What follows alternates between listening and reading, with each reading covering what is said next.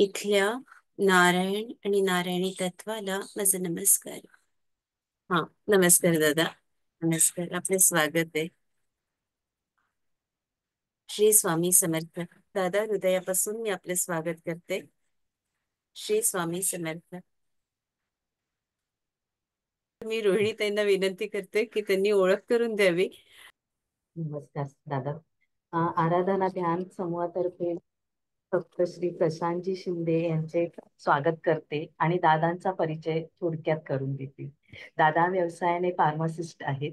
तसेच ते आध्यात्मिक मार्गदर्शक, समुपदेशक, हस्तरेषा विशारद तसेच वास्तुशास्त्र शास्त्रज्ञ व रत्नशास्त्र मार्गदर्शक आहेत.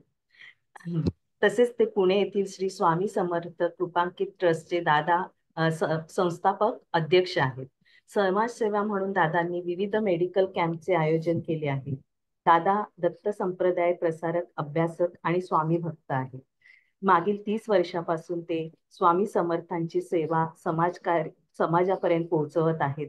स्वामींच्या निशंक होई म्हणारे या तारक मंत्रासंदर्भात आपल्याला आज मार्गदर्शन केले, त्याबद्दल मी त्यांचे खूप खूप धन्यवाद. आपण आपले परत येऊन आपले जे काही मार्गदर्शन असेल तर ते द्यावे. धन्यवाद दादा. तर आपल्याला आज स्वामी समर्थ याविषयी बोलायला आपल्या संस्थेने सांगितलेलं आहे. योगायोगाने आता स्वामींचा सप्ताह सुरू आहे ऑलरेडी, आणि 31 तारखेला महाराजांचा प्रगट दिन आहे. त्यामुळे पहिल्यांदा मी आपल्या समूहाचे अभिनंदन करतो की मला बोलण्याची संधी दिली. तर आता स्वामींविषयी नेमकं काय बोलावं, की जर सुरुवात केली तर आपण सत्ययुगापासून सुरुवात करू शकतो. सत्ययुगामध्ये सर्वात प्रथम दत्त अवतार झाला. आता वास्तविक हे जे काही दत्त अवतार आहेत हे सर्व सद्गुरु तत्व, आणि सद्गुरु तत्वातला पहिला अवतार हा दत्त महाराज. मात्र मधल्या 2 काळात कुठलाही अवतार झालेला नाही. त्यावेळेला त्रेतायुगात श्रीराम, द्वापर युगात श्रीकृष्ण आले. मात्र कलियुगात त्यानंतर पुन्हा दत्त अवतारांची सिरीज तुम्हाला दिसेल. त्यात सर्वप्रथम श्रीपाद वल्लभ, ज्यांची स्थानं पिठापूर, कोरवपूर या ठिकाणी आहेत. त्याच्यानंतर नृसिंह सरस्वती महाराजांचा अवतार आहे. आणि त्यानंतर 300 वर्षांनी, म्हणजे ज्या वेळेला नृसिंह सरस्वती गाणगापूरला होते, औदुंबरला होते आणि त्यांचा जन्म कारंजाचा आहे, त्यानंतर ते ज्यावेळेस कर्दळी वनात गेले आणि तिथे 300 वर्षांची तपश्चर्या झाली आणि कर्दळी वनातून एक लाकूड तोडत असताना त्याची कुऱ्हाड त्या वारुळावर पडली आणि त्यातून महाराजांना पायाला ती कुऱ्हाड लागली. मात्र तो त्यांचा प्रगटीकरण होता. तोच तो दिवस म्हणजे स्वामी समर्थ प्रगट दिन असं म्हणतात.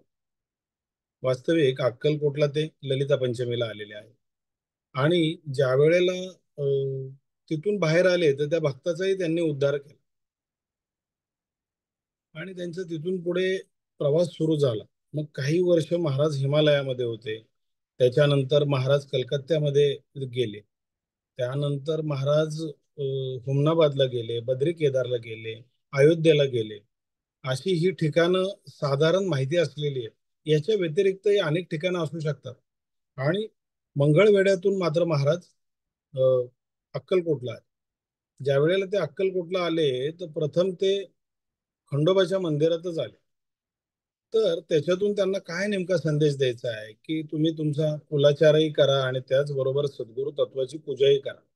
अशा पद्धतीने त्यांची जी एंट्री आहे अक्कलकोटमधली ती खंडोबा मंदिरात आहे. खंडोबा मंदिरात आल्यानंतर त्या ठिकाणी संतश्रेष्ठ श्री चोळप्पा महाराज यांची आणि त्यांची भेट झालेली. आणि त्यांची तिथे भेट झाल्यानंतर चोळप्पा महाराजांनी त्यांना आपल्या घरी नेले आणि त्या ठिकाणी सुरू झाली त्या अक्कलकोट मधला तो प्रवास. साधारण 26 ते 28 वर्ष अक्कलकोटमध्ये त्यांचं कार्य आहे. आणि स्वामी समर्थांच्या पूर्ण कार्यामध्ये त्यांनी अनेक सिद्ध निर्माण केले. साधारण असं म्हणतात की 300 पेक्षा जास्त सिद्ध निर्माण केले.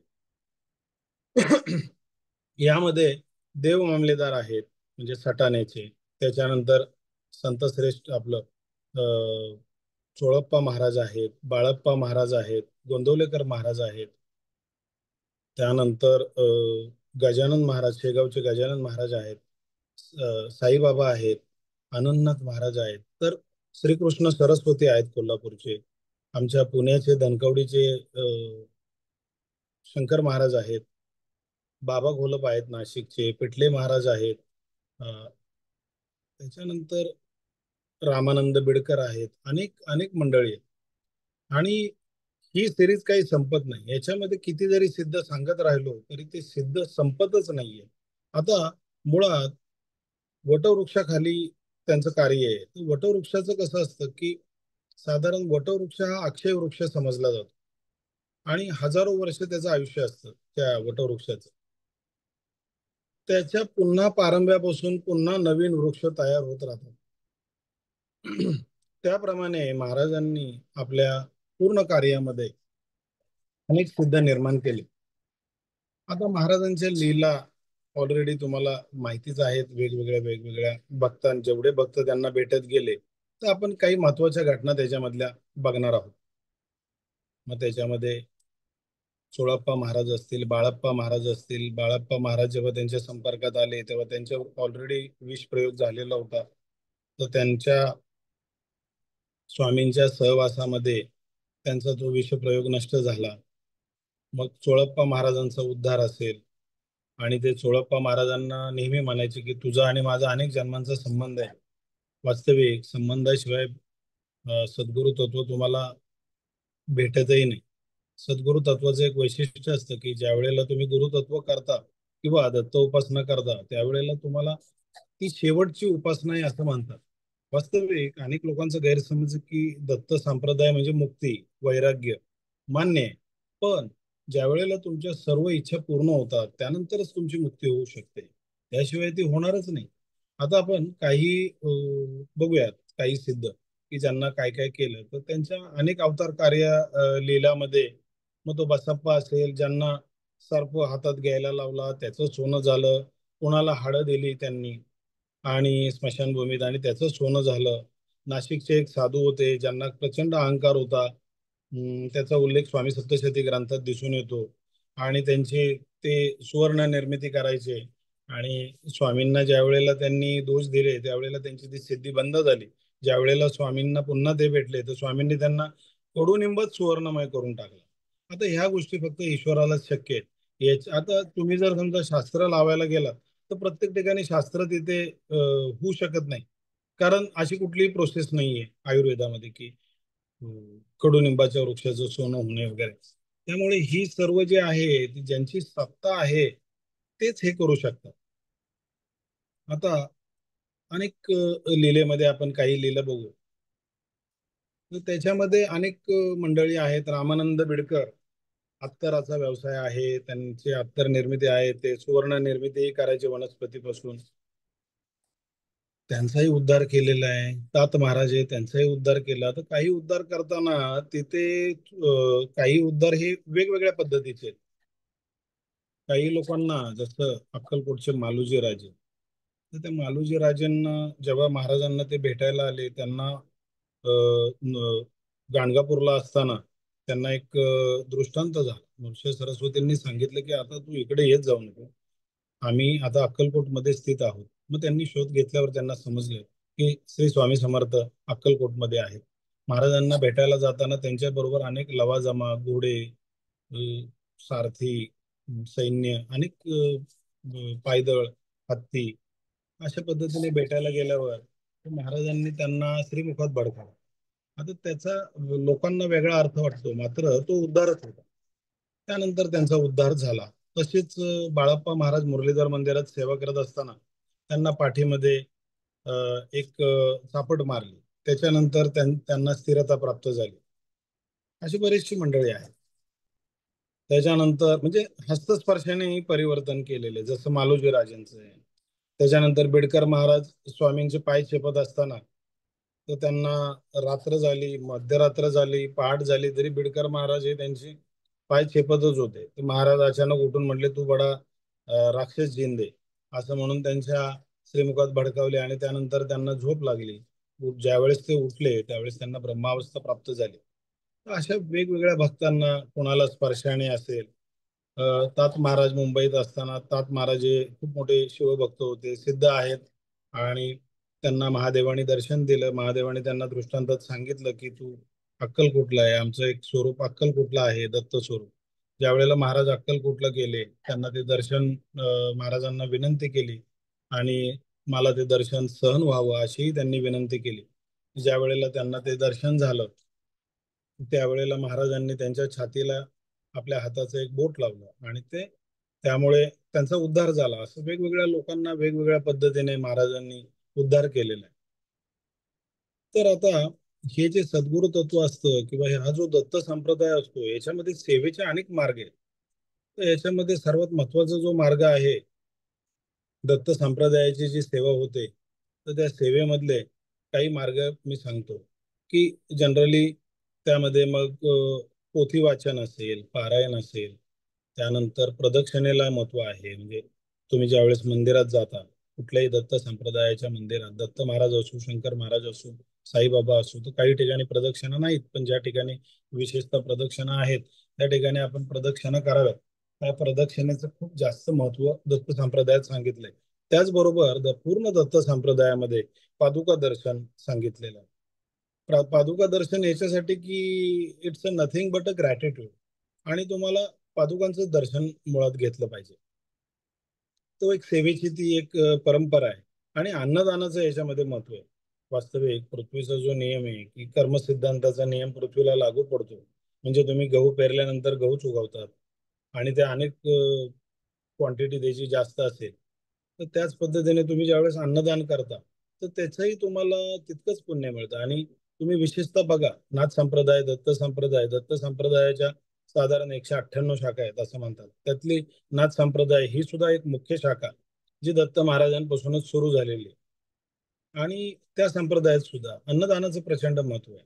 त्यामुळे जे जे भक्त दत्त संप्रदायाला कनेक्ट आहेत, त्यांनी नक्कीच अन्नदान करावं. अन्नदान यथाशक्ती, असं काही नाहीये की कोणाला दाखवण्यासाठी अशा पद्धतीने करायचंय. स्वामींनी अनेक लोकांना अनेक रूपात दर्शन दिले. काही साधकांना गाणगापूरला असताना त्यांनी अक्कलकोटला बोलवून घेतलं दृष्टांताद्वारे. काही लोकांना, आता एक रामशास्त्री म्हणून होते, कार्तिक स्वामींचे भक्त. सर्व लोक कार्तिक स्वामींच्या दर्शनाला गेले, पण यांना ते जमलं नाही. पण रामशास्त्रींना जागेवर त्यांनी कार्तिक स्वामींचं दर्शन दिलं. तर ह्या ज्या गोष्टी आहेत, त्यानंतर अलीकडच्या काळातील भक्त वराड पांडे, नागपूरचे, तर त्या श्री वराड पांडेंना स्वामींनी समोर येऊन तारक मंत्र सांगितलेला आहे आणि त्यांनी तो लिहून घेतला. आणि आपल्या आजचा मुख्य याचा विषय तारक मंत्र जरी असला तरी आपण काही बाकीच्याही गोष्टी बोलू आणि तारक मंत्रावर येऊ. महाराज नेहमी म्हणायचे, महाराजांच्या तोंडात काही शब्द होते त्याच्यामध्ये, शिवार शंकर नमामि शंकर शिवशंकर शंभो, हे गिरिजापती भवानी शंकर शिवशंकर शंभो. तर काही लोकांना वाटतं की महाराज महादेव आहेत. महाराजांच्या हातामध्ये कायम एक गोटी असायची, तर लोकांना वाटतं ते ब्रह्मस्वरूप आहे. म्हणजे गोटी युनिव्हर्स किंवा पृथ्वी याचं स्वरूप समजलं जातं. महाराज नेहमी गीतेतले काही श्लोक म्हणायचे, त्यातलं मुख्यत्व अनन निश्चयंतो माम जे ज्यांना परिउपासते हा एक श्लोक होता. तर त्यामुळे काही लोकांना ते विष्णू स्वरूप वाटतात. वास्तविक ते दत्त स्वरूपच आहे. महाराज अनेक वेगवेगळी वाक्य बोलायचे आणि ती वाक्यामध्ये त्यांचं सातत्य होतं. ते म्हणायचे भाजावे एकाच देवास. ह्याचा अर्थ तुम्ही एका ठिकाणी एकनिष्ठ व्हा आणि भक्ती करा, असे काही वाक्य. उतावळा सो बावळा, तर उतावळा याचा अर्थ की तुम्ही कुठलीही उपासना करताना अगदी तुम्हाला लगेचच त्या गोष्टीचा निकाल लागेल, रिझल्ट येतील असं नाहीये. थोडा वेळ लागू शकतो. शेत पिकवावे मग खावे, याचा वेगवेगळा अर्थ होतो. शेत पिकवावे म्हणजे कष्टही चालू ठेवावेत, कर्माबरोबर बाकीच्याही गोष्टी शुद्ध असाव्यात, सर्व कर्म शुद्ध असावं. जर तुम्हाला शक्ती असेल तरच भक्ती होऊ शकते. भक्ती मध्ये शक्ती नक्कीच आहे, पण शक्ती पण हवी. त्यासाठी त्यांनी सांगितलंय शेत पिकवावे मग खावे, आम्हास विटाळ होतो. आता हे पण वाक्य त्यांनी म्हटलं, आम्हास विटाळ होतो म्हणजे काय, की भक्तांचं जे दुर्वर्तन आहे, जे सेवेकऱ्यांचं दुर्वर्तन आहे, ते त्यांना आवडत नाही. त्यांना त्याचा विटाळ आहे, बाकीच्या गोष्टींचा विटाळ नाहीये. चिंतोपंतांना ज्यावेळेस अक्कलकोटला आले, तेव्हा त्यांनी सांगितलं आमचं घर वेगळे. चिंतोपंतांनी त्यांना सांगितलं की माझ्या बरोबर तुम्ही राहायला चला. तर महाराज म्हणाले आमचे घर वेगळे. म्हणजे त्यांनी त्याच्यातून सुचवलंय की माझं जे पुढचं कार्य आहे ते अक्कलकोट याच ठिकाणी. आणि अशा पद्धतीने सगळ्या गोष्टी आहेत. तर खूप म्हणजे हस्तस्पर्शाने असेल, श्रीमुखात देऊन असेल, वेगवेगळे वाक्य महाराजांचं, अजून बरीचशी वाक्य आहेत. मुंगी होऊन साखर खा. मुंगी होऊन साखर खाणे म्हणजे आपल्याला जी सेवा दिली त्या सेवेमध्ये कुठलीही फळाची अपेक्षा न करता सामान्यपणे राहणे, अतिशय लोभ लालसा न ठेवणे, असा त्याचा अर्थ आहे. तर ही सगळी वाक्य भिवू नकोस, मी तुझ्या पाठीशी आहे, म्हणजे तोही तोच प्रकार आहे. अशक्य ही शक्य करतील स्वामी, मात्र ह्यासाठी तुम्हाला सेवेत असणं गरजेचं आहे. आता सेवा मुख्य काय आहे स्वामींची? तर सेवा म्हणजे नामस्मरण. आता त्याच्यामध्ये मुख्य स्वामींचे दोन मंत्र आहेत. एक म्हणजे श्री स्वामी समर्थ. स्वामी महाराजांच्या हातामध्ये श्री स्वामी समर्थ लिहिलेली अंगठी हातामध्ये होती, असं काहींचं म्हणणं आहे. आणि ती अंगठी त्यांनी बाळप्पाला दिली. वास्तविक हा जो मंत्र आहे तो बाळप्पा महाराजांनीच प्रसारित केला, त्याची संख्या केली आणि तो भक्तांना दिलेला आहे. त्यानंतर स्वामींचे अजून एक श्रेष्ठ भक्त, ज्यांना स्वामीसूत म्हटलं जातं, श्री हरिभाऊ खोत मुंबईचे, तर त्यांनाही महाराजांनी म्हणजे त्यांनी जो मंत्र सेवेसाठी दिला तो श्री स्वामी समर्थ जय जय स्वामी समर्थ हा मंत्र दिलेला आहे. वास्तविक ह्या दोन्ही मंत्रांमध्ये फरक आहे. काही लोक ओम श्री स्वामी समर्थ म्हणतात, तर स्त्रियांनी शक्यतो ओम पासून सुरुवात होणारा मंत्र म्हणू नये, कारण ओम ह्या उच्चारानंतर शरीरामध्ये काही हार्मोन इनबॅलन्स पण होतात, आणि त्यामुळे श्री स्वामी समर्थ हा मंत्र म्हणू शकता.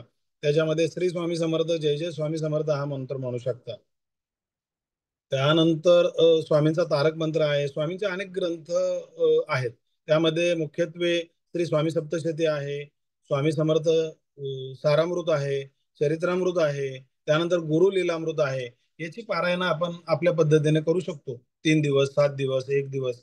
आणि त्याच्यामध्ये पारायण करताना एक दिवा, एक अगरबत्ती, एखादं फळ किंवा दूध साखर ठेवून तुम्ही पारायण करून पारायण संपल्यानंतर अ, आरती करावी. पारायणाच्या सुरुवातीला आपली जी इच्छा आहे ती महाराजांना बोलून दाखवावी.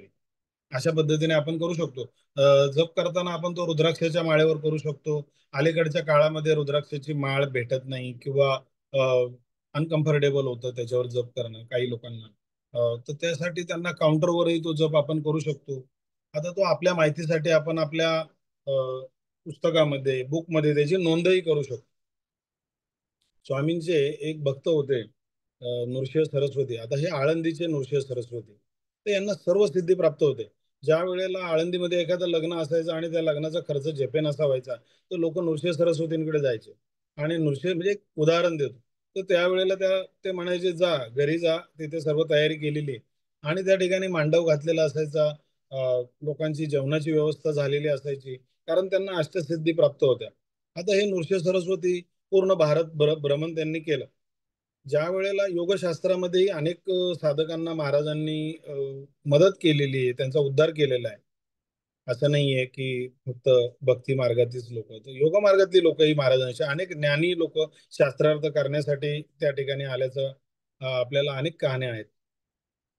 तर ज्या वेळेला हे अक्कलकोटला आले, नृसिंह सरस्वती आळंदीचे, तर त्यांच्या स्वामींना पाहिल्या पाहिल्या त्यांची आज्ञाचक्रातून पुढची गती जी त्यांना हवी होती सहस्त्रार चक्रामध्ये, ती काही सेकंदात त्यांना ती प्राप्त झाली. आणि त्याच क्षणी त्यांच्या लक्षात आलं की हा परब्रह्मच असू शकतो.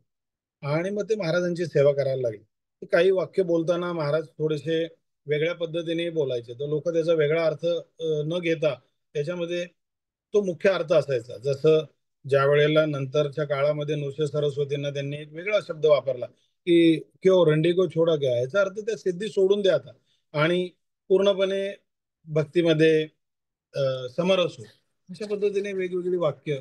आता स्वामींना ज्यावेळेस काही भक्तांनी विचारलं की आपण कोण आहात महाराज, तर महाराज म्हणायचे की दत्तनगर, मूळ पुरुष, वडाचे झाड, मूळ मूळ. आता हे महाराजांचे 5 शब्द आहेत. आता दत्तनगर म्हणजे हा देह हा दत्तांचाच आहे, नगर याचा अर्थ देह. आणि महाराज हे मूळ पुरुष होते. मूळ पुरुष म्हणजेच आदी पुरुष, अनंत, अविनाशी, स्मृतगामी, ज्याचं आपण स्मरण केल्यानंतर जो आपल्या समोर येतो असा तो स्मृतगामी, त्याचा अर्थ मूळ पुरुष म्हणतात. एकनाथी भागवतात दत्तगुरु हेच परब्रह्म आहेत असा उल्लेख आहे. तर त्यामध्ये काही वाक्य आहेत, ज्याचे नी नामे फळे कृतांतू, ज्याचे नी नामे जन्म मरणा घातू, तो अवतारू श्री दत्त मूर्तिमंत परब्रह्म. हा 4थ्या अध्यायामध्ये 210 श्लोक एकनाथी भागवतात आहे. त्यानंतर महाराज वडाचे झाड जे म्हणतात, तर वडाचे झाड हे अक्षय असते, त्या पारंबातून पुन्हा पुनर्निर्मिती होते. म्हणजे हा पंथ चालूच राहिलेला आहे. मग ते शंकर महाराज असो, शंकर महाराजांच्या पुढे चेले महाराज असो, ते कार्य चालू राहतं. सद्गुरु तत्व हे चालूच राहतं. त्याचा तो अर्थ आहे. मूळ ह्या शब्दाचा खरा अर्थ आहे की सत्य, ब्रह्मतत्व, जो कोणापासूनही उत्पन्न झाला नाही, शुद्ध, स्वयंप्रकाशित, ते असतं ते ब्रह्मतत्व. दुसरा मूळ अर्थ निर्गुणातून सगुणात येणं. म्हणजे दोन वेळा मूळ मूळ शब्द वापरलेला आहे त्यांनी. तर तुम्ही निर्गुणातून सगुणात येणं म्हणजे सगुण रूप घेऊन निर्गुणाची उपासना. ज्या त्याचा पुरावा द्यायचा झाला तर मनाच्या श्लोकमध्ये गणाधीश जो ईश सर्व गुणांचा मुळारंभ आरंभ तो निर्गुणाचा हाही देता येईल आपल्याला. अशा वेगवेगळ्या वेगवेगळ्या गोष्टी आहेत. तर आता आपण तारक मंत्रावर येऊ. वराड पांड्यांनी तारक मंत्राची निर्मिती केल्यानंतर वराड पांड्यांनी ज्यावेळेस तारक मंत्राची निर्मिती केली तर तारक मंत्रचे अनेक अनुभव आहेत. अनेक लोकांना तारक मंत्राचे चांगले अनुभव येतात. पण तारक मंत्र करायचं कसा? तर तारक मंत्र अतिशय 5 श्लोक आहेत. निशंक हो निर्भय हो मनारे प्रचंड स्वामी बळ पाठीशी रे अतरके अवधूत हे स्मरणगामी अशक्य ही शक्य करतील स्वामी जिथे स्वामी पाय तिथे न्यून काय स्वये भक्त प्रारब्ध गडवी माय आज्ञे विना काळ नानी त्याला परलोकी ना भीती तयाला उगाच भीतोशी भये पळू दे जवळी उभी स्वामी शक्ती कळू दे जगी जन्म मृत्यू असे खेळ ज्यांचा नको घाबरू तू असे बाळ त्यांचा खरा होई जागा तू श्रद्धेसहित कसा होशी त्याविन तू स्वामी भक्त कितीदा दिला बोल त्यांनीच हात नको डगमगो स्वामी देतील साथ विभूती नमन नाम ध्यानादि तीर्थ स्वामीच या पंच प्राणामृतात हे तीर्थ घे आठवी रे प्रचिती न सोडी कदा स्वामी जा घेई हाती. हा तारक मंत्र आहे. मग आता मुळात कुठलीही साधना असं म्हणतात की ते आचरणात आणावी. तर सुरुवातीलाच्याच वाक्यामध्ये लिहिलेलं आहे की निशंक हो निर्भय हो. आता तुम्हाला त्रास आहे ज्यावेळेस मनुष्याचा जन्म आहे तर त्याला निश्चितच त्रास असतो. त्यामध्ये वेगवेगळ्या प्रकारचे दोष आहेत. काही लोकांना पितृदोष असतो, काही लोकांना शारीरिक दोष असू शकतात, काही लोकांना घराण्यातील काही दोष असतात. तर असे दोष काही लोकांना ग्रह दोष असू शकतात. तर आता हे दोष तर आहेत, पण ज्या वेळेला तुम्ही स्वामी सेवेत असता त्यावेळेला तुम्हाला पूर्ण निशंक हो असं त्यांनी सांगितलंय आणि निर्भय हो. कुणालाही घाबरण्याचं, कुठल्याही गोष्टीला, कुठल्याही विद्येला घाबरण्याचं काही कारण नाहीये. कुठल्याही ग्रहांना घाबरण्याचं काही कारण आहे. ग्रह दोषही असतात, काही लोकांना पेशाचे दोष असतात. तर तारक मंत्र करताना काय करायचंय ते तर तो तारक मंत्र जर आचरणात आणला तर दुसरं काहीच करायची गरज नाहीये साधन. पण ज्याला तो टेक्निकली करायचा आहे तर तो कसा करू शकतो आपण तारक मंत्र? तर त्या तारक मंत्रामध्ये एक तांब्याच्या भांड्यात आपण पाणी घ्यायचंय. म्हणजे आपल्याला जेवढं गरजेचं आहे, अगदी तांब्याची वाटी असेल, त्यानंतर तांब्याचा गडवा असेल, त्याच्यामध्ये पाणी घ्यायचं आणि आपण थोडंसं दूर बसून तारक मंत्र म्हणायचं आहे. आता 9 ही आनंदाची संख्या असल्यामुळे असं म्हणतात की 9च्या पटीमध्ये हे सगळं म्हणायचं आहे. मग ते तुम्ही 9 म्हणू शकता, 18, 27, 36 अगदी 108 पर्यंत. तुम्हाला जितका वेळ असेल तितके आजकाल लोकांना साधनेला जास्त वेळही मिळत नाही. त्यामुळे आपल्याला असं म्हणावं लागतं की स्मार्ट उपासना. मग त्यामध्ये ती संख्या आपण कमी जास्त करू शकतो. पण 9च्या पटीत ती कमीत कमी असावी. एकदा दोनदा म्हणणं योग्य नाही. तर इतकी तारक मंत्राची संख्या झालेली आहे की ज्या वेळेला ऊर्जा हा एक भाग आहे साधनेमध्ये, तर तुमच्या आतमध्येच ईश्वर आहे शेवटी. आणि माऊलींनी त्यांच्या याच्यामध्ये लिहिलेल्याच ग्रंथामध्ये ज्ञानेश्वरीमध्ये उल्लेख आहे की तुम्हाला जे ईश्वराचं दर्शन होतं तर ते दर्शन काय आहे? तर ईश्वराचं दर्शन म्हणजे तुमची एक प्रकारे मिरर इमेजेस आहे. तुमच्यामध्येच तो आहे आणि तो प्रकटीकरण त्याचं होतं. तर तो एक प्रकार आहे. तर ईश्वर हा तुमच्यामध्येच आहे. ज्या वेळेला तुम्ही तारक मंत्र म्हणता त्यावेळेला तांब्याच्या भांड्यामध्ये पाणी ठेवायचंय आणि तांब्याच्या भांड्यामध्ये पाणी ठेवल्यानंतर तो तारक मंत्र म्हणायचा. तारक मंत्र म्हणून झाल्यावर ते जे पाणी आहे ते पिण्यायोग्यच असतं, कारण आपल्या घरातलंच ते पाणी आपण आपल्या फिल्टर मधून माठामधून ते पाणी ठेवू शकतो. आणि ते पाणी आपण आलेल्या आपल्या घरातल्या सर्व व्यक्तींना द्यायचं ज्यांची श्रद्धा आहे, ज्यांना वाटतंय की नको मला हे, ते आपण घ्यावं ते पाणी. थोडंसं पाणी उरलं तर आपल्या घरात शिंपडावं. तुम्ही विचार करा त्या तारक मंत्रातल्या सर्व वाईब्स त्या घरामध्ये आल्यानंतर त्या घरातली काय अवस्था असेल, त्या घरात काय वाईब्स असतील, मग कशाला हवंय आम्हाला वास्तुशास्त्र, कशाला हवे आम्हाला तंत्रशास्त्र, कशाला हवेत आम्हाला ग्रहदोष. जर आणि शेवटी मानवी शरीर जे आहे ते 70% जलाने युक्त आहे. आपण बघू शकता की पृथ्वीच्या आजूबाजूला सुद्धा 70% पाणी. तेच शरीरामध्ये जे पिंडी, जे ब्रह्मांडी, जे पिंडी तेच ब्रह्मांडी, जे ब्रह्मांडी तेच पिंडामध्ये आहे. त्याच पद्धतीने ह्या सगळ्या गोष्टी असतात. तर तुम्ही तो ते जे जलतत्व, त्यामुळे ऍफर्मेशन ज्याला आपण म्हणतो, त्यासाठी ते वापरलं जातं. एक वेगळा व्ह्यू सांगितला मी तारक मंत्राचा. तर त्या पद्धतीने तुम्ही जर ते पाणी आपल्या पिण्याच्या, समजा पाणी आहे जास्त, तर ते तुम्ही तुमच्या पिण्यातल्या माठामध्ये, फिल्टरमध्ये, किंवा ते एखादा हांडा असेल त्याच्यामध्ये तुम्ही टाकून ते दिवसभर पिऊ शकता. ज्यांना शारीरिक दोष आहे, त्यांना जमत नाहीये, एखादी व्यक्ती बेड रिटर्न आहे, आजारी आहे, थोडाफार त्रास आहे, तर त्याला ते देऊ शकता. एखादी व्यक्ती एन्झायटी मध्ये आहे, डिप्रेशन मध्ये आहे, त्याला ते पाणी प्यायला देऊ शकता. अगदी चमच्याभर सुद्धा पाणी देऊ शकता. तर त्याच्यामध्ये मी 100% खात्रीने सांगू शकतो की त्याच्यामध्ये स्वामींचं तत्व, सद्गुरु तत्व हे उतरलेलंच असणार. ज्या वेळेला तुम्ही त्या तारक मंत्रातच म्हटलेलं आहे की स्मृतगामी. स्मृतगामी म्हणजे स्मरणगामी. तुम्ही स्मरण केल्या केल्या उपस्थित होणारी ती देवता आहे. आणि त्या देवतेला आवाहन केल्यानंतर जर त्याचं तत्व त्या पाण्यामध्ये उतरलं, तर तुम्ही विचार करा ते पाणी किती प्रभावी झालेलं असेल. काही लोक म्हणतात की एक अगरबत्ती लावायची आणि मग त्याची उदी, तसं ते चुकीचं आहे. शास्त्रीय दृष्ट्या अतिशय चुकीचं आहे. अगरबत्ती 90% किंवा 90% केमिकल बेस असते. तर तसं काही करायची गरज नाहीये. आणि ते केमिकल शरीरात जाणं म्हणजे आपल्याला चांगलं होण्यापेक्षा आपल्याला त्रास होऊ शकतो. त्यामुळे तशा काही पद्धती करायच्या नाहीत की वेगळ्या पद्धती. त्यासाठी फक्त ते पाणी ठेवा, भले ते झाकून ठेवा, त्याच्यात कचराही पडायला नको. तांब्याचं भांड समोर झाकून ठेवा. ते जलतत्व हे अट्रॅक्ट करणारच करणार आहे. आणि तुम्ही बघू शकता की ज्या वेळेला ग्रहण असतं किंवा ज्या वेळेला अमावस्या पौर्णिमा असते, त्यावेळेला समुद्राची गती बघा, पाण्याची गती बघा, पाण्याच्या प्रमाणामध्ये भरती ओहोटी हा त्याचाच प्रकार आहे. तर तुम्ही समोर ठेवल्यानंतर आणि तारक मंत्र म्हटल्यानंतर मात्र तो तारक मंत्र अगदी मनात म्हणू नये. थोडा वैखरी वाणीमध्ये, मध्यमामध्ये आपण तो नक्कीच म्हणावा. आणि मंत्रामध्ये त्याचा प्रभाव जातो. आता आपण बाल संस्कार अलीकडे आपण बघतो की ह्याची किती गरज आहे. आणि त्या मुलांना जर तुम्ही तारक मंत्र शिकवला, तो अगदी 5 ओव्या किंवा 5 ओळी आहेत, तर त्या घरामध्ये कसं वातावरण राहील. आजकाल आपण बघतो की बाल गुन्हेगारी प्रचंड प्रमाणात वाढलेली आहे, मुलांवर अत्याचार वाढलेले आहेत. त्या मुलांकडून वेगवेगळ्या लॅक ऑफ एज्युकेशनमुळे किंवा शिक्षणाची पद्धती वेगळी आहे, आपल्याला त्या पद्धतीबद्दल बोलायचं नाहीये. तर त्या मुलांवर जर, त्यासाठी बालसंस्कार आवश्यक आहे. आता बालसंस्काराचा विषय निघाला म्हणून सांगतो की आपल्या शरीरात चक्र आहे, त्या चक्रांमध्ये वेगवेगळी बीजरूप असतात. जसं आपण मूलाधार चक्राचा विचार केला तर लम हे बीज आहे. तुम्ही जर लम मोठ्याने म्हणालात तर तुमचा मूलाधार चक्रामध्ये बीट जाणवतात. लंबोदर म्हणालात, अगदी गणेशाचं कुठलंही नाव घ्या, गणपती म्हणालात, तरी मूलाधार चक्रामध्ये तुम्हाला बीट्स जाणवतात. तुम्हाला माहितीये का की ह्या ज्या बीट्स, जितकी आपली ही 7 चक्र आहेत, त्या प्रत्येक चक्रामध्ये ही बीजमंत्र आहेत. आणि त्या प्रत्येक चक्रामध्ये आपण धार्मिक यांनी पाहिलं तर वेगवेगळ्या देवता सिच्युएट आहेत त्या ठिकाणी, त्यांची त्यांची ती स्थान आहेत. तर काय आहे की ती शक्ती किंवा ते तत्व त्या ठिकाणी आहे, असं आपण रँडमली मानतो किंवा आहेच तसं. मग आता ब बीज आपल्याकडे बाबा म्हणायची पूर्वी पद्धत होती.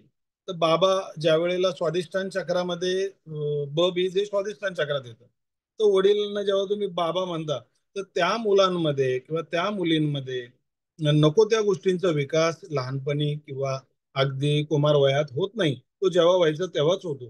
तर बम बोले हा शब्दही त्याच्यापासूनच आलेला आहे की ह्यामुळे काही भावना तुमच्या कंट्रोल होऊ शकतात. म्हणजे अवेळी त्या भावना वाढत नाहीत. यासाठी ब बीजाचा वापर आहे. बम बोले हा स्वादिष्टान चक्राचा तो बीज मंत्र आहे. तर ह्या बीज मंत्रांचा नक्कीच त्या पद्धतीने वापर आहे. तुम्ही आपल्या विशुद्धी चक्रामध्ये पाहिलं तर तुम्ही भगवान विष्णूंचं विष्णू सहस्त्रनामावलीत तर 1000 नाव आहेत. तुम्ही अगदी पांडुरंग म्हणा, विष्णू म्हणा, तर तुम्हाला ते जे बीट्स आहेत ते तुमच्या विशुद्धी चक्रातच जाणवतील.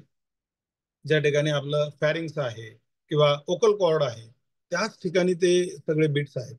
आणि तो बीज तिथेच आहे. तर तो तुमच्या आवाजासाठी, तुमच्या प्रगतीसाठी आपण म्हणू शकतो. ज्या मुलांना बोलण्यामध्ये अडखळतात किंवा बोलण्याची अडचण आहे, त्या ठिकाणी विष्णू सहस्त्रनाम, भगवान विष्णूंचं कुठलंही सोपं गोविंदाय नमहा, विष्णवे नमहा, ही सगळी नावं आहेत.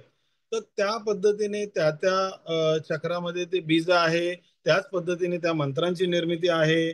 आणि मी तर त्यापेक्षाही सोपा मार्ग सांगितलाय की तारक मंत्र, आणि निशंक होऊनच साधना केली पाहिजे ना, की अगदी स्वामींचा जप आहे तो सुद्धा अगदी तुम्हाला जमेल तसा. म्हणजे काही संप्रदायात सांगितलेलं आहे की 11 माळी कराव्यात, 11 माळीला 10 मिनिटं लागतात. मी असं म्हणेल की तुम्ही काउंटिंगही करू नका, श्रद्धेने करा. आणि नामस्मरणाचे काही नियम आहेत ना, की ज्या वेळेला आपल्याला जप करायचा आहे त्यावेळेला आपण संख्येने करावा, हा एक वेगळा भाग आहे. काही लोकांचा संख्येचा संकल्प असतो. जसं श्री स्वामी समर्थ हा षडाक्षरी मंत्र आहे, तर आपण असं म्हणतात की कुठल्याही मंत्राची जी संख्या आहे ती लाखांपर्यंत गेल्यानंतर तो जप सिद्ध होतो. आता सिद्ध होतो म्हणजे काय होतो, तो तो कारणी लागतो. सिद्ध झाल्यानंतर तो मंत्र झाल्यानंतर त्या मंत्राची देवता तुमच्या समोरच येईल असं नाही, पण त्याची कृपा मात्र नक्की तुमच्यावर होते. तर 6 लाख जप करण्याची पद्धत आहे. मधल्या काळात मी एक पोस्ट लिहिली होती माझ्या फेसबुक पेजवर, प्रशांत शिंदे म्हणून माझं अकाउंट आहे. त्याच्यावर मी एक पोस्ट लिहिली होती की दत्त महाराजांना 3 मुखे आहे, ब्रह्मा विष्णू महेश. तर 6 6 6 असं तुम्ही 18 लाख जप करा, असं मी सांगितलं होतं. बऱ्याच लोकांनी तो संकल्प केला आणि त्यांना ज्या ज्या गोष्टी हव्या होत्या त्या स्वामींच्या कृपेने त्या मिळाल्या. मी फक्त सांगण्याचं काम केलं.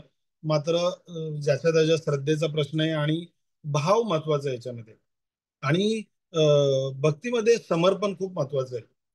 महाभारतातला एक किस्सा सांगतो की अ, अज्ञातवासात असताना किंवा त्या ठिकाणी युधिष्ठिराने भीमांना सांगितलं की भगवान श्रीकृष्णाला आपल्याकडे कार्यक्रम आहे, एखादा कार्यक्रम असेल, तुम्ही त्यांना भोजनासाठी आमंत्रण करा. तर भीम त्यांना म्हणाले की त्यांना कशाला आमंत्रण करायचं, ते रोजच आपल्या सोबत असतात, ते आल्यानंतर त्यांना आपण भोजनास बोलूयात. तर त्यावेळेस युधिष्ठिराने काहीच प्रतिक्रिया दिली नाही, पण ते म्हणाले नाही, त्यांना आमंत्रण दे. भीमाने आमंत्रण दिलं नाही. कार्यक्रमाचा दिवस आला, त्या दिवशी नेमके श्रीकृष्ण भगवान आले नाहीत. आणि मग भीमाला सांगण्यात आलं की मुख्य अतिथीच नसल्यामुळे कार्यक्रम सुरू झाल्याच नाही तो. आणि मग उशीर व्हायला लागला लोकांना. मग त्यामुळे त्यांना सांगितलं की तुम्ही त्यांना नक्कीच जेवणास आमंत्रण करा, ते कुठे आहेत त्यांना घेऊन या. आणि मग भीम मोकळ्या जागेत गेले, त्यांनी हातातली गदा घेतली आणि ती गदा हवेत भिरकावली. ज्यावेळेस आपण हवेमध्ये कुठली एखादी गोष्ट टाकतो तर ती gravitational, due to gravitational force किंवा गुरुत्वाकर्षण शक्तीने ती 300 पट जोरात येते, म्हणजे 300%. आणि ती गदा ज्यावेळेस डोक्यावर येणार आणि हात जोडून ते उभे होते, तर ती गदा भगवान श्रीकृष्णांनी हातामध्ये पकडली. सांगायचा हेतू काय आहे की भगवान श्रीकृष्ण आले, त्यांनी पाय धरले, माफी मागितली आणि त्यांना भोजनास घेऊन गेले. तो कार्यक्रम पार पडला. याच्यातून आपल्याला काय उदाहरण घ्यायचं की समर्पण.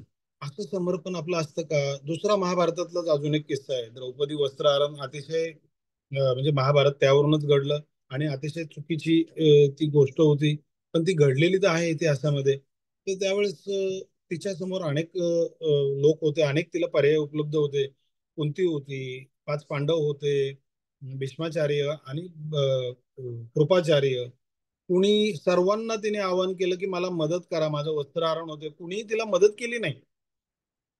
आणि त्याच वेळेला शेवटचा पर्याय म्हणून भगवान श्रीकृष्णांना तिने हाक मारल्यानंतर भगवान श्रीकृष्णांनी साडी पुरवली, अशी कथा आहे. हा सुद्धा समर्पणाचं एक उदाहरण आपल्याला घेता येईल. आपलं खरंच असं समर्पण असतं का? आपण आजकाल सोशल मीडिया आहे, मला काय त्याच्याबद्दल ऑब्जेक्शन नाही, कारण आपण आज तोच हे करून मीटिंग आपण करतोय.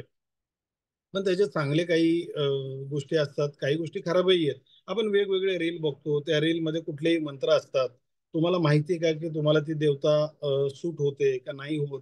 तुम्ही ती कुठली रील बघून त्याच्यामध्ये काही वेगळे पण मंत्र असतात. आजकाल थोडं इल्युमिनाटी किंवा ब्लॅक मॅजिक स्पष्ट बोलतो, तर तसेही काही मंत्र असू शकतात, तुम्हाला ते माहिती नाही. काही कनिष्ठ देवतांचे मंत्र त्याच्यामध्ये असतात.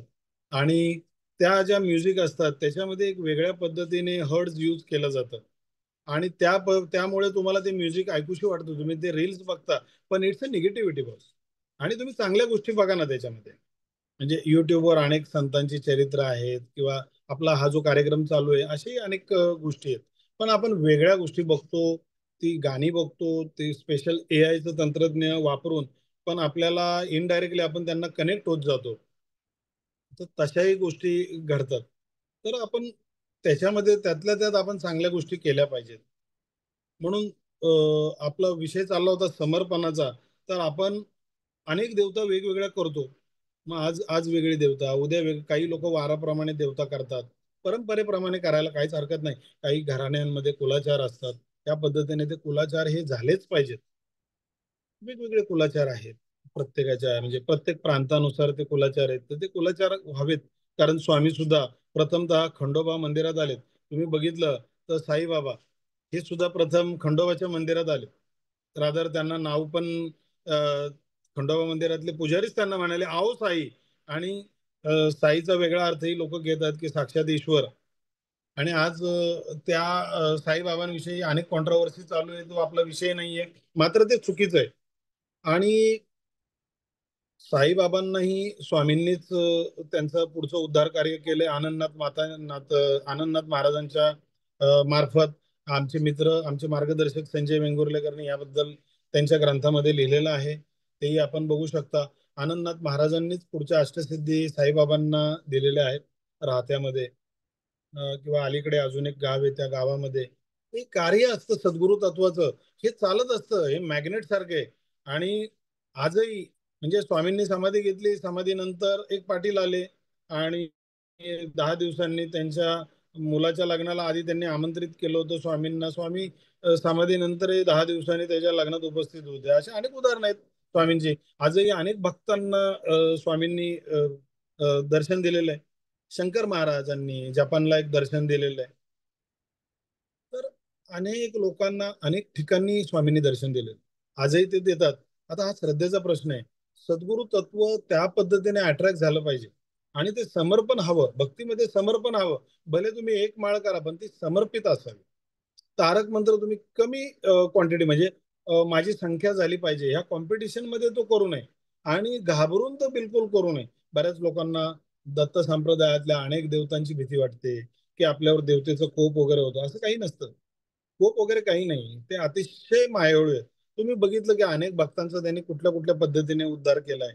प्रत्येक त्यांना वेगवेगळ्या सिद्धी दिल्या, त्यांचं अवतार कार्य चालू असताना किती मदत केली.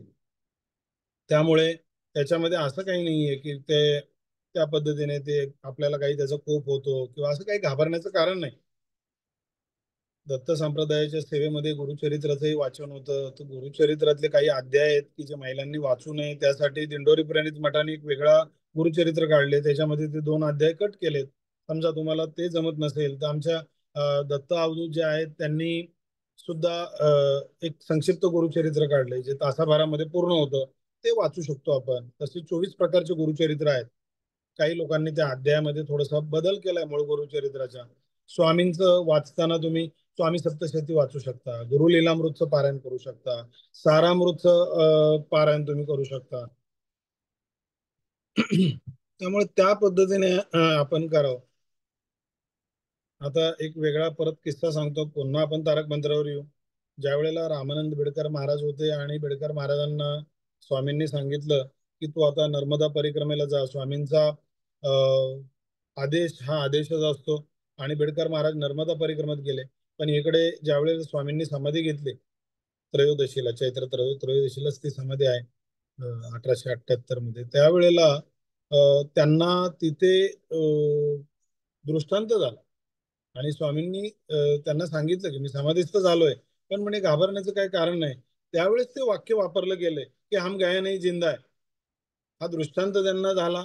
अशी त्यांची ती सगळी वाक्य आहेत. म्हणजे त्या प्रत्येक वाक्याला अर्थ आहे. कुठलंही वाक्य हे निरर्थक आलेलंच नाहीये. आता प्रत्येक भक्ताचा तो उद्धार आहे.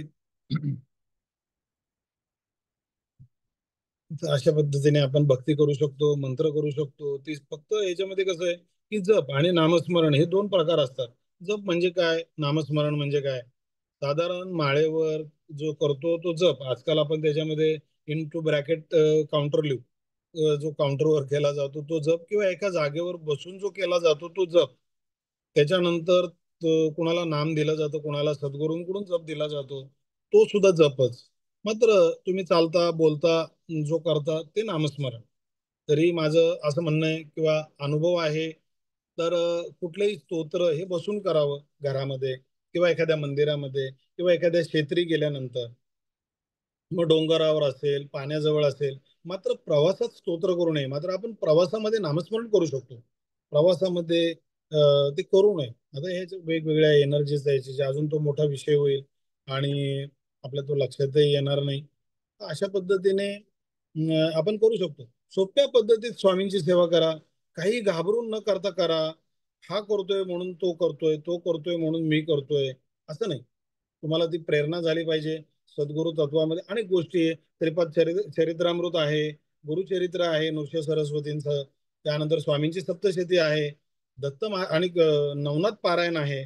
अनेक लोक नवनाथ पारायणही करतात. तोही संबंध, कारण मच्छिंद्रनाथांना जी दीक्षा दिली ती दत्त महाराजांनीच दिलेली.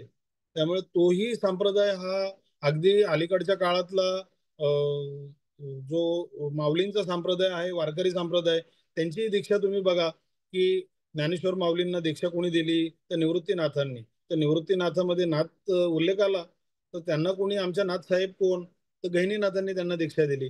गहिनीनाथांना कोणी दीक्षा दिली तर गोरक्षनाथांनी दीक्षा दिली. गोरक्षनाथांना मच्छिंद्रनाथांनी दीक्षा दिली. मच्छिंद्रनाथांना मूळ दत्त महाराजांनी दीक्षा दिलेली. त्यामुळे आपण दत्त संप्रदायात असताना नवनाथाचंही पारायण करू शकता. नवनाथाचं पारायण हे सुद्धा दत्त संप्रदायाचाच एक भाग आहे. आणि अनेक लोकांना वेगवेगळ्या बाधा असतात, काही कार्य त्यांचे अडकलेले असतात. पारायण शक्य नसेल तर ते ग्रंथ घरात आणावेत. त्याला मात्र रोज एक फूल व्हावं आणि या सगळ्यामध्ये श्रद्धा असावी. आणि सुरुवातीला आपल्याला वाटेल की आपल्याला जमत नाही, तर त्यासाठी मी एक वाक्य सांगतो की नकल करते करते कब असल में पहुंच जाओगे पता ही नहीं चलेगा. सुरुवातीला नकल तरी करा, तुम्ही करून तर बघा. शेवटी आपण मॅथमॅटिक्स करताना पण A square plus B square equal to A square B square. तर मी प्रश्न विचारेल की ए कुठून आला बी कुठून आला, तर त्याचं उत्तर नाहीये. तुम्हाला आधी मानावं लागतं. माना तो मैया नाही तो बहता पाणी.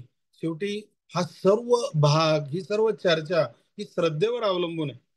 जितकी जास्त तुमची श्रद्धा असेल तितकं तुम्हाला तो रिझल्ट मिळतो. याच्यामध्ये मग कुठलंही ग्रहमान वास्तुशास्त्र माझ्या माहितीप्रमाणे जास्त आड येता कामा नये. मात्र श्रद्धेने व्हायला पाहिजे, त्या पद्धतीची श्रद्धा हवी. आणि खूप सोपं आहे श्री स्वामी समर्थ म्हणणं. आता तुम्हाला ज्यावेळेस जप करायचा असतो तो मात्र तुम्ही परावाणीमध्ये करू शकता, मध्यमामध्ये करू शकता, मनातल्या मनात उपांशू पद्धतीने करू शकता. होठ न हलवता त्याला उपांशू पद्धत म्हणतात. त्या पद्धतीने तो जप करू शकता, तुम्हाला जसं योग्य वाटेल. आजकाल लोक वेगवेगळं ते मशीन मिळतं घरामध्ये लावतात, हरकत नाही. पण त्या मशीनमध्ये अनेक जप असतात, अनेक मंत्र असतात. काही जप हे तसे अलाउड नाही आहेत. फॉर एक्झाम्पल, आता समजा श्री स्वामी समर्थ जप असेल तर हा सद्गुरु तत्वाचा जप असल्यामुळे त्या मशीनमध्ये तो चालू शकतो. पण त्या मशीनमध्ये गायत्री मंत्र पण आहे. गायत्री मंत्र करण्याची एक विशिष्ट वेळ असते.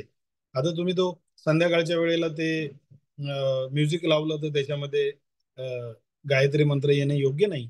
त्यामुळे त्याचे काही नियम आहेत. तर त्या पद्धतीने मी तर याच गोष्टीवर भरोसा ठेवतो की जे तुम्ही कराल ती साधन.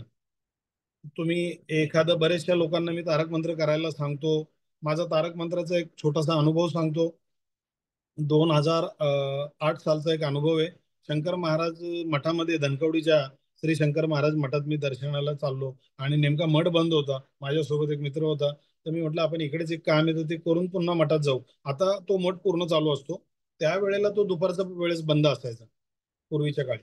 आणि मग आम्ही थांबलो, मठ चालू झाल्यावर गेलो. पण तिथे बघतो तर काय, ते तिथे आम्हाला 4ला त्यावेळेस मठ उघडायचं तर 4:15 झालेले.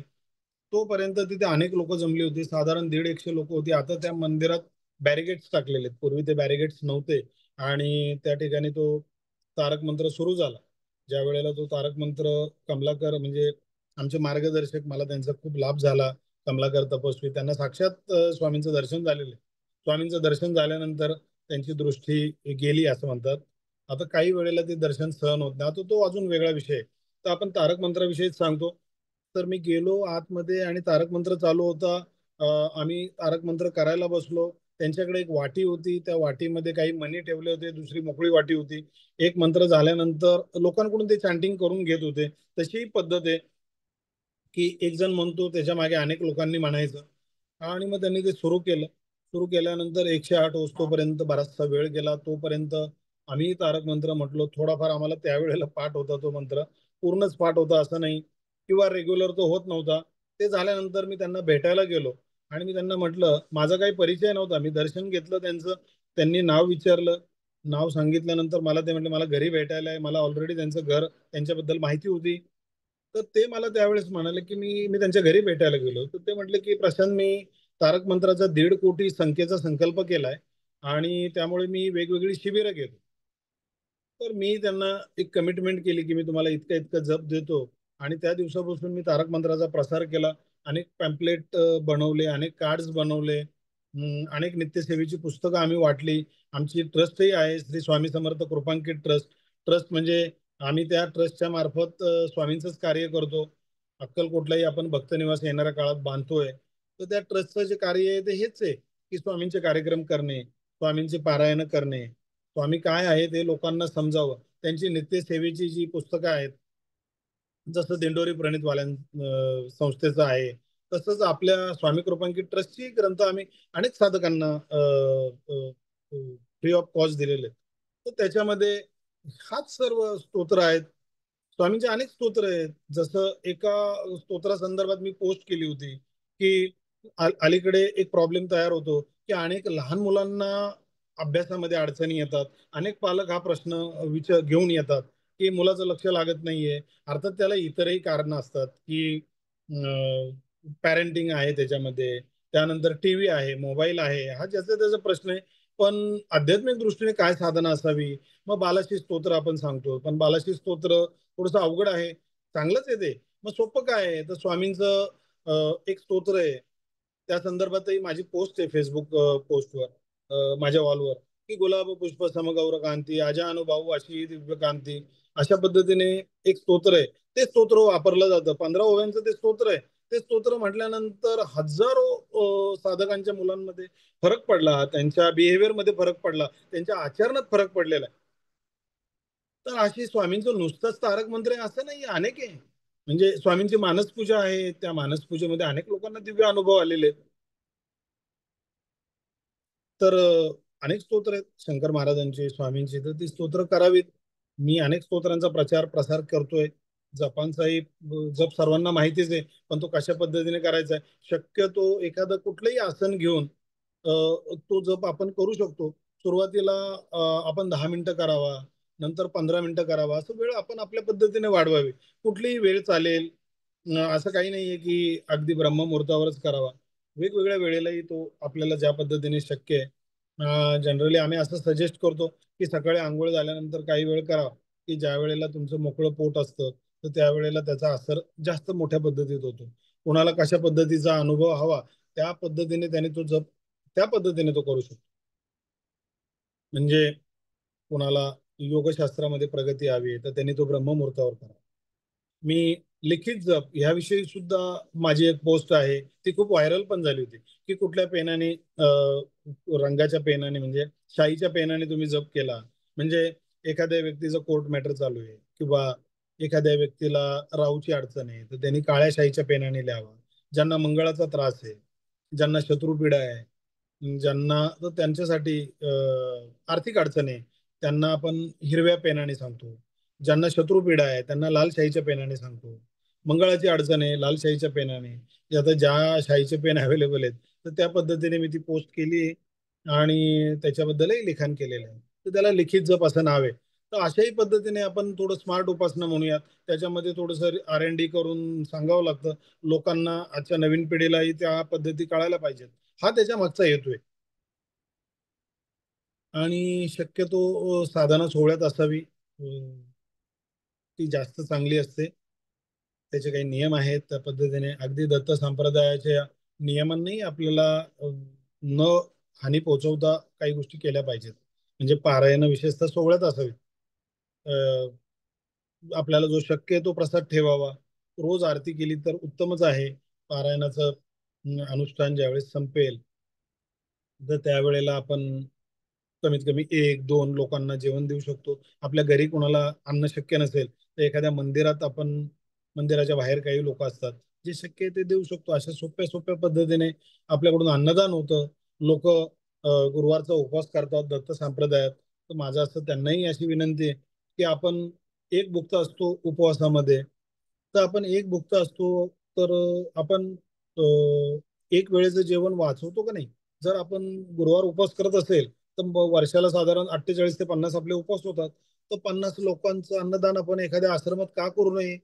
म्हणजे आपण ते उपवासात वाचवलेलं अन्न आहे, मग त्या अन्नाचा योग्य सदुपयोग केल्यावरच आपल्याला फळ मिळेल ना उपवासाचं. का काहीतरी अंधश्रद्धा ठेवून मी ह्या देवाचा उपवास केला मग मला असं असं नाही होत. तर त्याच्यामध्ये काही विशिष्ट पद्धती आहेत, त्या पद्धतीने आपण उपवास करतो. तर आपण पुन्हा तारक मंत्रावर येऊ. तर तो तारक मंत्र युट्यूबवर वेगवेगळ्या चाली आहेत. अगदी निशंक हो, निर्भय हो मना रे, ही प्रसिद्ध चाल आहे. पण आम्ही ज्यावेळेस मी कमलाकर तपस्वी काकांना भेटलो तेव्हा त्यांनी मला सांगितलं की गालिन लोटांगांच्या चालीत आपण संख्या करू शकतो. म्हणजे एखाद्याला संख्येची गरज आहे, कुणाला 21,000 करायची आहे, कुणाला 51,000 करायची आहे, कुणाला 108 करायची रोजच्या रोज, तर आपण निशंक हो निर्भय हो म्हणणारे प्रचंड स्वामी बळ पाठीशी रे या चालीतही करू शकतो. किंवा आपल्याला वेगळी काही चाल वाटेल तर त्या पद्धतीने आपण करू शकतो. तर आपल्याला व्यावहारिकही उपयोग होतात, आध्यात्मिकही त्याचा उपयोग होतो. आणि अगदी सोपी उपासना आहे. त्याच्यामध्ये काही अगदी बीजमंत्र म्हणजे नाही आहेत की अम रम कम असे काही मंत्र नाही आहेत. त्यामुळे ते आपण करू शकतो सोप्या पद्धतीने. त्यामुळे तारक मंत्र अतिशय प्रभावी आहे. पाणीच ठेवलं पाहिजे असं काही नाही. ज्या लोकांना पाणी ठेवायची काही गरज वाटत नाहीये, कुणाला घर घ्यायचंय, कुणाला काही नोकरीमध्ये प्रमोशन हवंय, तर त्या लोकांनी पाणी ठेवायची गरज नाहीये. त्यांनी नुसताच तो तारक मंत्र एक विशिष्ट संख्या आपल्या मनानेच ठरवून एक रॅन्डम संकल्प करून त्या देवतेच्या समोर उभं राहून संकल्प करावा की हे श्री स्वामी समर्थ राया, मी 21,000 तारक मंत्र करतोय, तर तुमची अखंड कृपा राहू द्या. आणि त्या पद्धतीने तू तारक मंत्र केला, त्या व्यक्तीचं काम झालेलं असतं. ज्यावेळेस आपलं एखादं कार्य होतं त्यावेळेला एखाद्या आपल्या जवळपासच्या असं विशिष्ट कुठलं मंदिर असं नाही, जवळपास कुठलंही दत्त संप्रदायाचं स्वामींचं मंदिर असेल तर त्या ठिकाणी पावशेर पेढे किंवा खडीसाखर असं काहीतरी गोड ठेवून त्यांचं दर्शन करून तो ग्रॅटिट्यूड आहे. आपल्या धर्मामध्ये आपण प्रत्येक गोष्टीची पूजा करतो, प्रत्येक सणामध्ये आपला हा ग्रॅटिट्यूडच आहे. असा हा सनातन धर्म आहे. त्यामुळे आपण त्या पद्धतीने त्यांची साधना सांगण्याचा प्रयत्न केला. आता ह्याच्यामध्ये काही मतभिन्नता असू शकते वेगवेगळ्या पद्धतीने. आणि स्वामींवर मी काय बोलणार, माझी काही पात्रता नाहीये स्वामींवर बोलण्याची. आता थोडा वेगळा विषय काढतो की काही ग्रंथात त्यांचा उल्लेख आहे की स्वामींची जी उंची होती ती 7 फूट 2 इंच आहे. आणि पायाची जी साईज आहे आणि म्हणजे तर ती पादुका मूळ पादुका बघितल्या तर ती 13 पॉइंट आहे. म्हणजे 13 नंबर पायाची चरण त्यांच्या आहेत.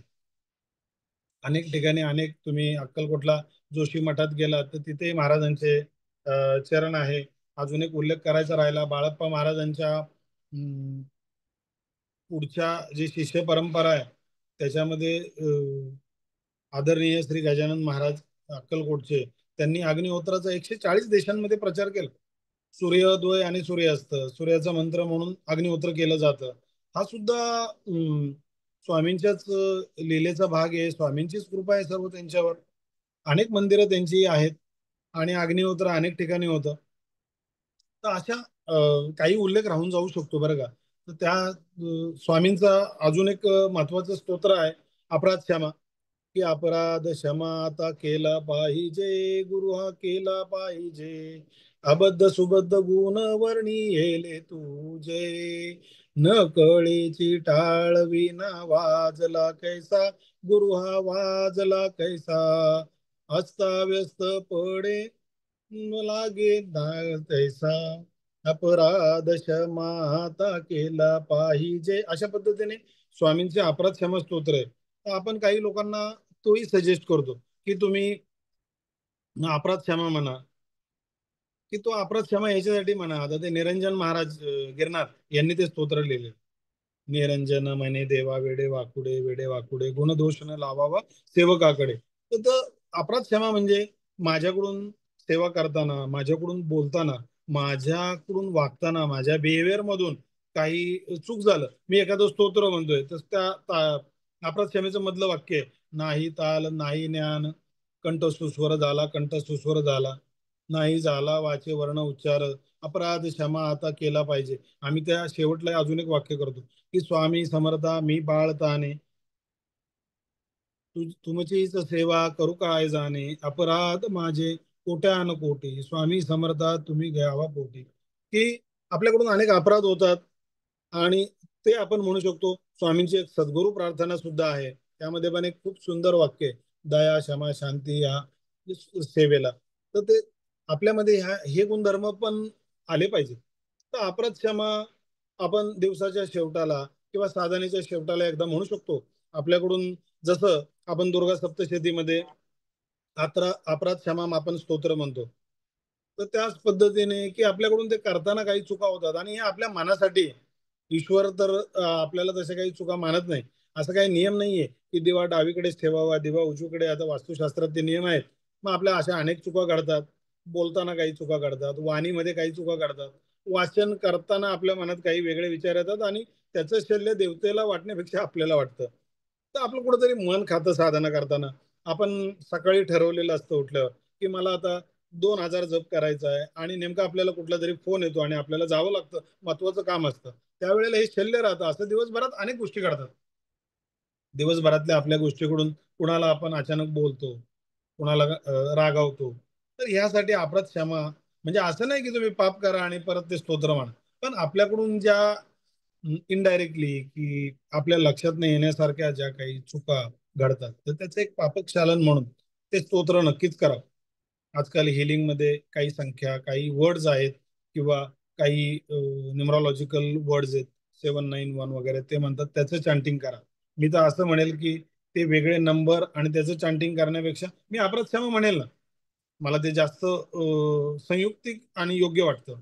तर मी 4-6 ओळी म्हणायला मला काहीच नाही, गुगलला तुम्हाला भेटू शकतं, माझ्या अनेक पोस्टही आहेत त्याच्यावरही तुम्हाला भेटू शकतं अपराध क्षमा स्तोत्र.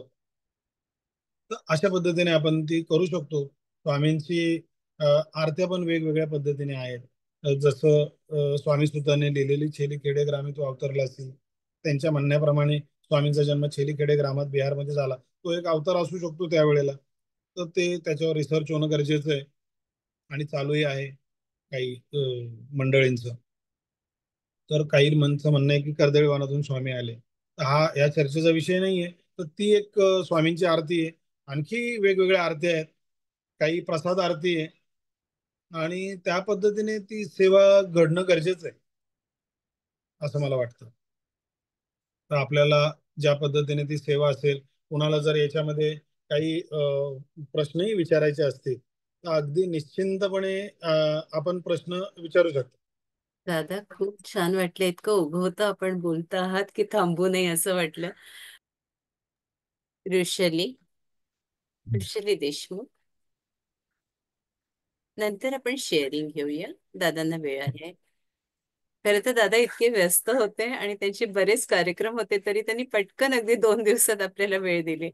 हा तुमचा मनाचा मोठेपणा दादा.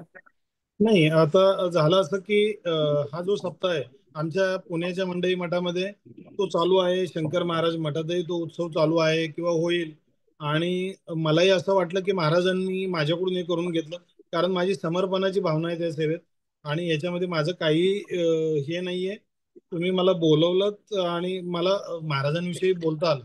आता याच्यामध्ये काही झालं का ते व्यवस्थित, बोलणं व्यवस्थित झालं, चर्चा किंवा काही हो दादा, अगदी खूप छान वाटलं आम्हाला सगळ्यांना. आणि वेगळा विषय आपण जो स्वामींचा विषय तो वेगळ्या पद्धतीने मांडला, त्याच्यामुळे अनेक श्रोत्यांच्या, भाविकांच्या प्रश्नांना नकळतपणे आपण उत्तरही दिलीत.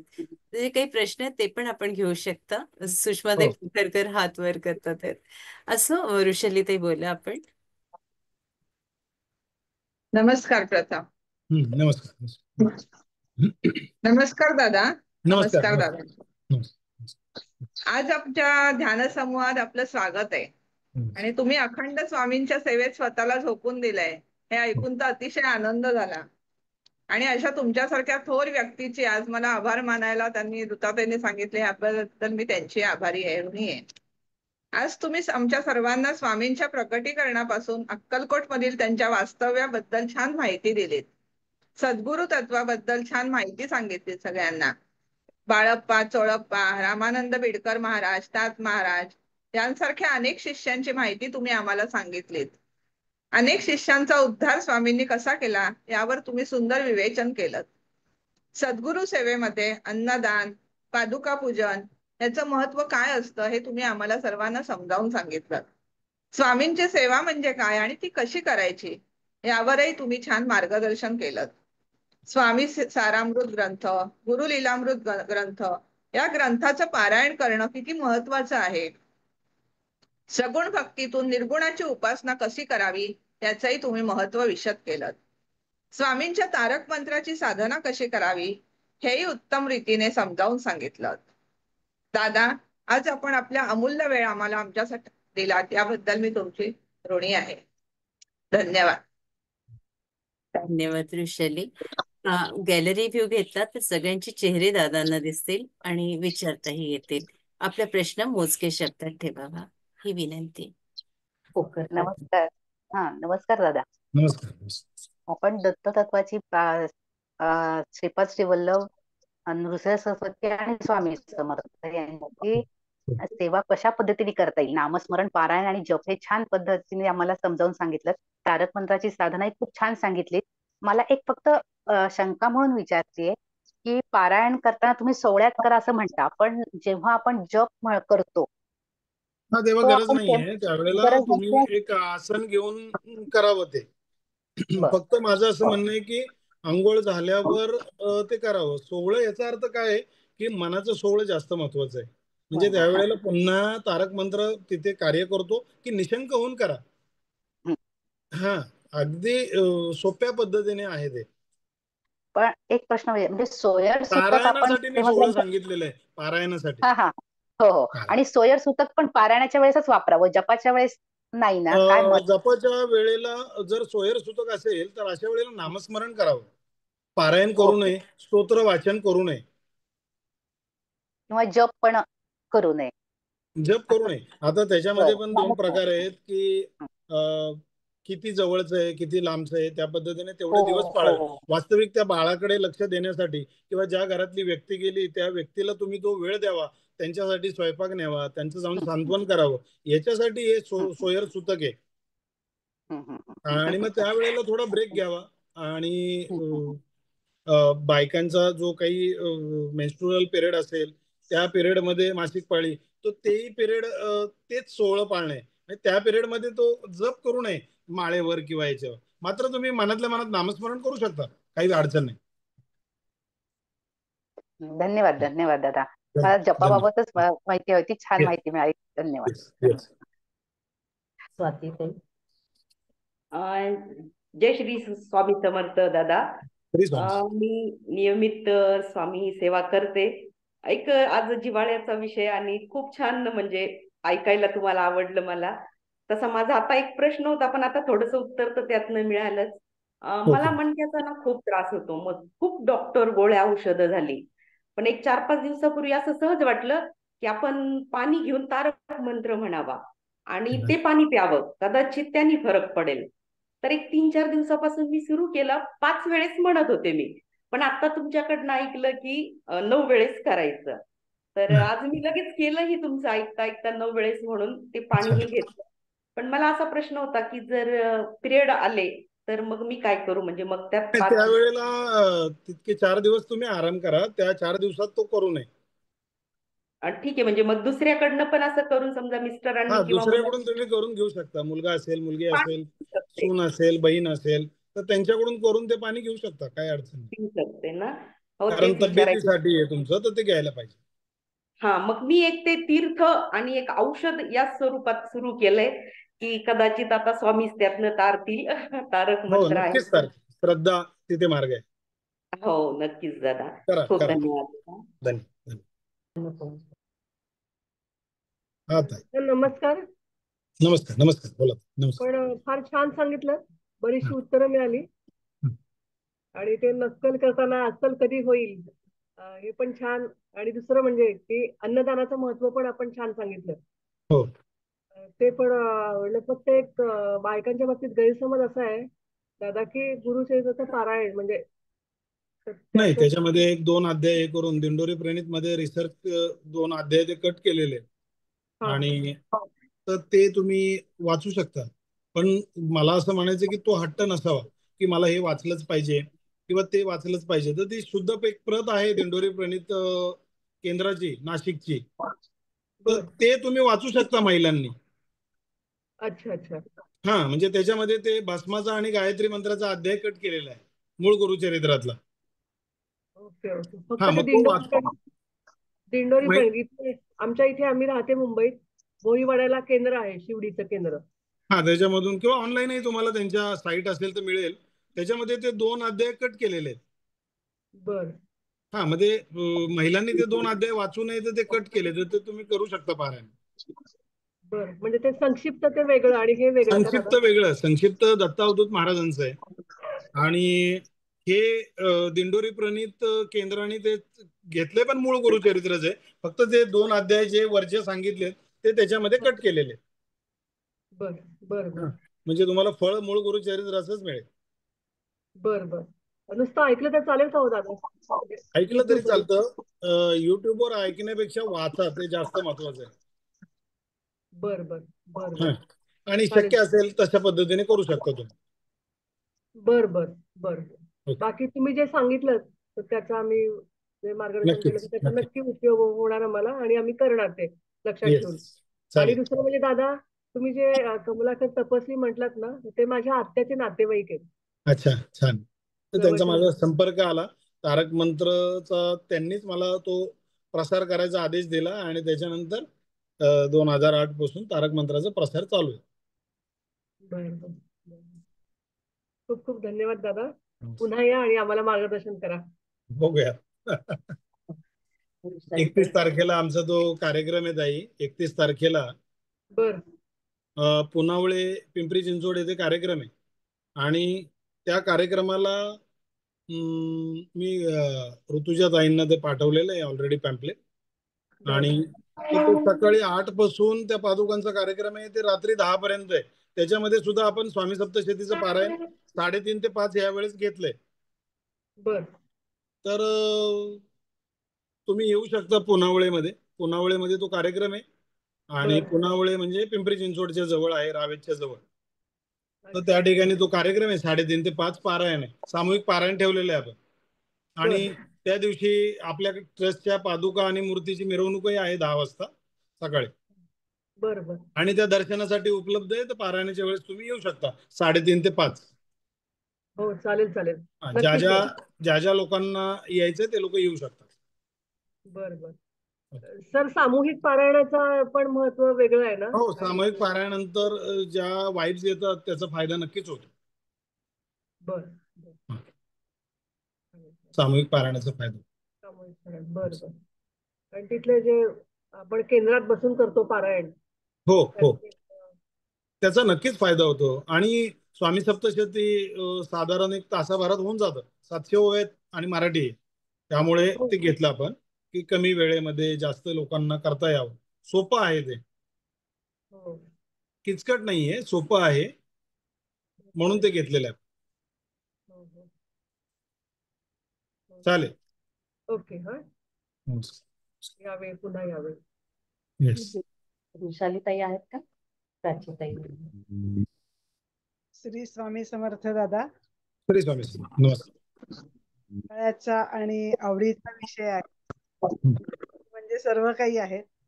आणि त्यांचा हे जे आहे आपण तारक मंत्र हा मी रोज सकाळी अंघोळ झाली स्टीलच्या भांड्यात पाणी घेऊन म्हणते. पण आज तुमच्या मार्गदर्शनात कळलं की तो मिनिमम 9 वेळेला म्हणावा. आणि ते तांब्याचं असावं. तांब्याच्या भांडणा पाणी आपण पिल्यानंतर त्याचं तुम्ही अगदी आपल्या मोबाईलचं सिम कार्ड बघितलं तर त्याच्यामध्ये सुद्धा तांबा असतं. वेगवेगळी यंत्र आपण घरात ठेवतो ते तांबा असतं. तो इलेक्ट्रिक वाहक आहे ना तांब. हा, म्हणजे त्याच्यासाठी स्टीलच्या ऐवजी फक्त तुम्हाला शक्य असेल तर तांब्याचं भांड वापरा. पण सध्या तांब्याचं नाही आहे घरात. नाही नाही, ते आणा आणि वापरा ते. तर अगदी मग ते काही खूप महाग नसतं ते. समजा चांदीचं सध्या अवेलेबल आहे नाही, रोजच्या. चांदीचं नाही, तांब्याचंच हवं ते. बरं बरं ठीक आहे, मग मी आणून देते ते. पण हे एनर्जी छान. कंडक्टर असतं ते, म्हणून आता बरोबर. एखाद्याकडे सोन्याचं आहे तर तांब्याचं घ्या. चांदी नाही, सोनं त्याच्यापेक्षा तांब्याचं चांगलं. ठीक ठीक आहे, नक्कीच ते मार्गदर्शक पण होता माझ्यासाठी, म्हणून एकदा विचारून घेतलं, कन्फर्म केलं. खूप खूप धन्यवाद आणि छान वाटलं एकदम ऐकायला. आणि मी स्वामीचरित्र सारामृत वाचते, म्हणजे मी दिल्लीला राहते, इथे नाना महाराज बालावलकर मुरगाव हो हो त्यांचं तर तिथे चांगले. आहे. थँक्यू, धन्यवाद. वृषालीताई. हा, नमस्कार दादा. नमस्कार. तुम्ही तुमच्या स्वामी कृपांकी ट्रस्ट जी आहे पुण्याला त्याच्याबद्दल सांगितलं, तर ती कुठे आहे, त्याची काही माहिती मिळेल नाही, का? ती पुण्यामध्ये आहे. आपण आता कार्यक्रम ठेवला 31 तारखेला. स्वामींची नगर प्रदक्षिणा आहे, पारायण आहे, कीर्तन ठेवलंय, स्वामींचं कीर्तन. एक महाराज बोलवलेले आहेत ऋषिकेश चोरगे म्हणून, हबप आहेत ते, आणि त्यांचं लेक्चर आहे, त्या पादुकांचा अभिषेक आहे. तर त्या ट्रस्टच्या मार्फत अशा पद्धतीची कार्य होतात. ओके, हा, म्हणजे काय नित्यसेवेची. मंदिर वगैरे आहे का? मंदिर वगैरे आहे अजून का? मंदिर नाहीये, त्या पादुका आहे. तर त्या पादुका आपण प्रत्येक जे आमचे ग्रुप मेंबर आहेत त्यांना महिन्यासाठी ते सेवेला देतो, आणि त्या पादुकांची सेवा असते. वेगवेगळ्या आरत्या असतील, गंध असेल, अलंकार असतील, आणि त्याच्या वेगवेगळ्या आरत्या घरातीलच नैवेद्य दाखवायचे. एक पौर्णिमेला पुन्हा त्या पादुका अक्कलकोटला न्यायच्या आणि दुसऱ्या मेंबरकडे जातात. वर्षभराच्या 12 मेंबरकडे त्या असतात. तर ह्या महिन्यात त्या पुनवळ्यामध्ये, तर तुम्हा लोकांना पुनवळ्यामध्ये आल्यावर बॅनर दिसतील, तर तिथे तुम्ही येऊ शकता 31 तारखेला. 3:30 वाजता पारायण पण आहे आपलं. त्या पारायणालाही आणि इतर कोणी येणार असेल तर येऊ शकता ना, जर असेल जवळपास राहिला तर या तुम्ही. ओके, धन्यवाद. धन्यवाद. मला असं वाटतं जवळजवळ सर्वांचे प्रश्न झालेले आहेत का? मला वाटतं झाले दादा, कारण येस येस, ते बोल चालेल. नाही आहेत. थांबूयात आपण मग. हो, खूप खूप चालेल. धन्यवाद. अगदी हो. हृदयापासून धन्यवाद. जय श्रीराम. श्री स्वामी समर्थ. श्री स्वामी समर्थ. चरण विंदार्पणमस्तु. श्री स्वामी समर्थ.